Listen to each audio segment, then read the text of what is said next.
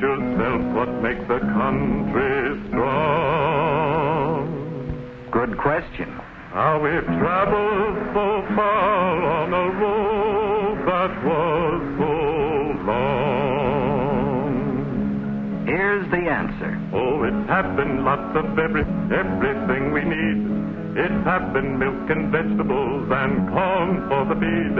It happened cattle for the meat we eat. But it takes more than that to make It's the finest of machinery and the power to work the land. The finest kind of man to do the job at hand. It's the freedom to sow. It's the freedom to travel where a man may want to go. That's what it's... an active partner in America's biggest business, farming. His success is based on a simple formula. Power means production. More power means more production. He takes his power for granted. It's always there when he needs it. Hard to imagine doing without it. But it wasn't always there, and struggled to make the land and nature work for him.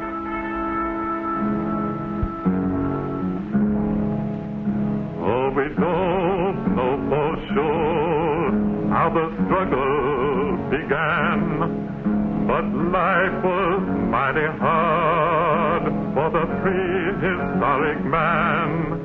He had to feed himself and his family somewhere. Oh, none of us would be around enjoying life today. This was one way of getting food. However, it had its drawbacks. The food supply wouldn't always cooperate.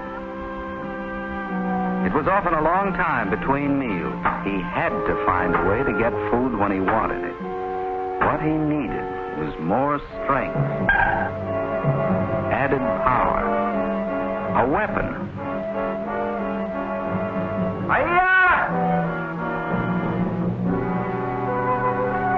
But even in those days, there were scoffers, people with 1,000 ways of saying no. Why wear your arm out with that thing? It'll never work. There's only one way to get meat.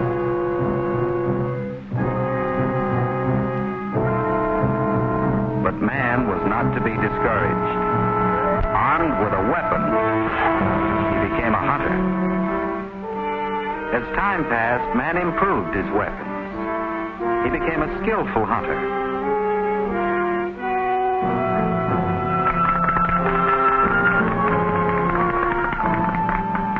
Too skillful. Animals became scarce. To stay alive, man had to migrate from place to place, always on the move. Not the sort of life a man would choose, but if he was to go on eating, he had to keep following the food supply.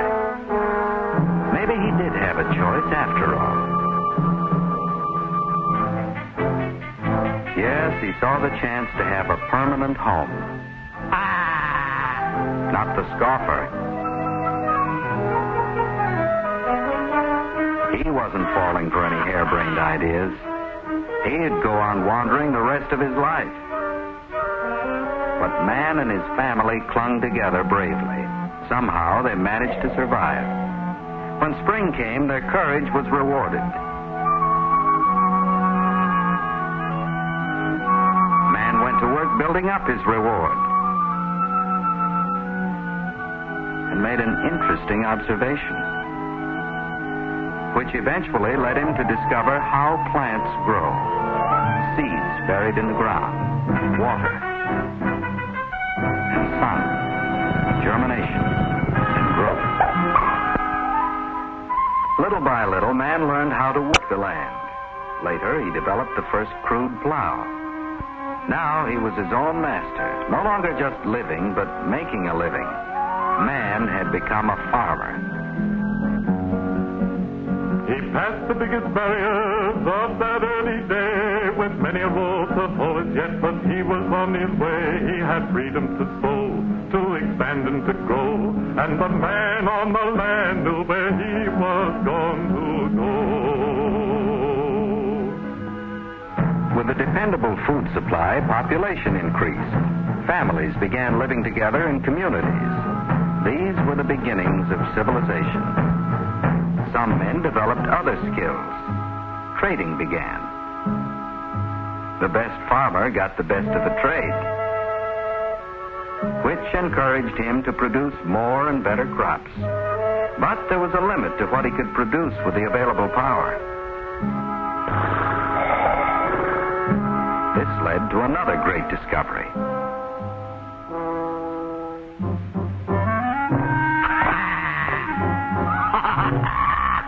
It'll never work. We've gone as far as we can go. Man disagreed.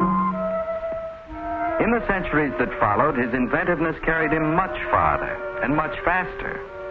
He traded with other communities, with other nations.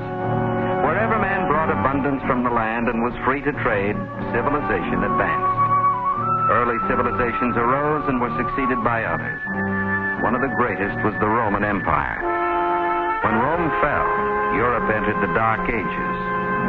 Law and order gave way to force of arms. To survive, farmers had to buy protection from local warlords. The price was their freedom. The farmer was now a serf, lowest caste in the social order, no longer working for himself, held in bondage by the noble on the hill. A man without freedom is a man bound fast. A man who is bound to the drudgery of the past. He don't dare speak up or call his soul his own. And the burden in his heart is like a load of stone.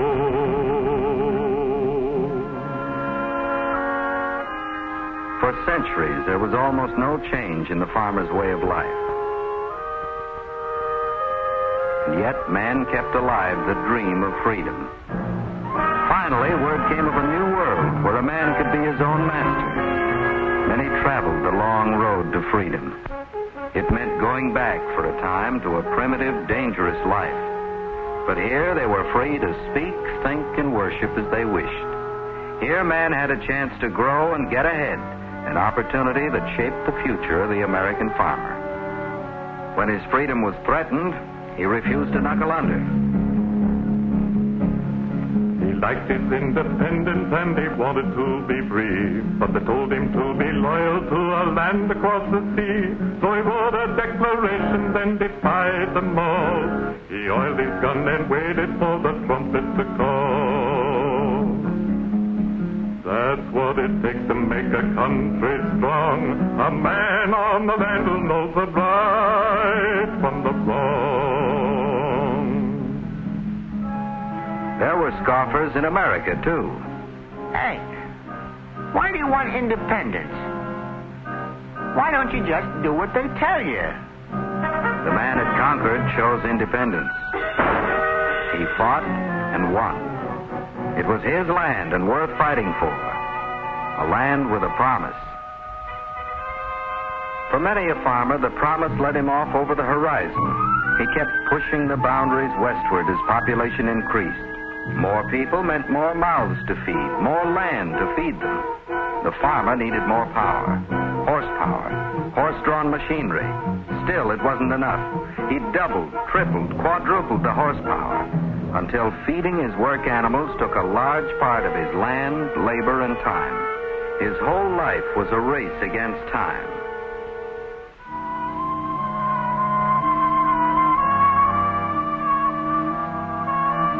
At the end of the day, his energy was totally used up. He had to find another source of power. As always, the scoffer was on hand. Whoever heard of plowing that way? Don't you know when you're licked? Still, the farmer kept trying. So did others. The patent office was bombarded with schemes and devices. World's full of lunatics. You take those fellas over in Pennsylvania, punching a hole in the ground to get oil.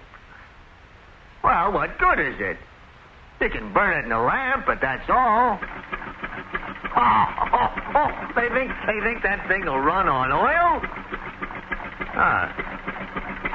Probably tell you next they'll put wheels on it and make it go. Suppose they think it'll pull a plow. It'll never work. The whole idea will blow up sky high. Wrong again. Here, blowing sky high was power to revolutionize man's way of life. For the farmer, power to run the tractor, outperforming any number of work animals. And no crops required to feed it. A nationwide race began to meet the demand for oil. North, south, east, west, they searched the country round. Wherever liquid power was hidden underground. Power enough for every need, power enough to last, power enough to build a future brighter than the past. Hundreds of companies were formed, little and big, all competing for a share of the business. Machine manufacturers were also in competition to build cheaper, more efficient tractors and other kinds of farm machinery. Petroleum-powered vehicles of all sorts. Trucks to haul farm products to market on roads converted from dust to asphalt by petroleum. As farms became more mechanized, more and more farm products flowed to market. Farmers cultivated many times more land, raised many times more crops per man acre than ever before. And over the years, everyone has shared in the benefits. For progress is the stepping stone to a better life, and everyone can share it with the farmer and his wife. There's time to relax, to get around, and once more, time to do a better job than ever before. Yes, time to keep up with the latest information from the county agent and land grant colleges. The wide-awake farmer keeps improving his crops and stock. For there's keen rivalry among farmers. Each year they supply the public with better products, and they demand the same from the industries that supply them.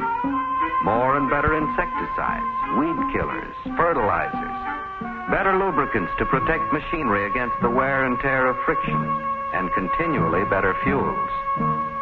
The demand for oil products keeps increasing. There are always scoffers. You're heading for trouble. Pretty soon there won't be any oil left.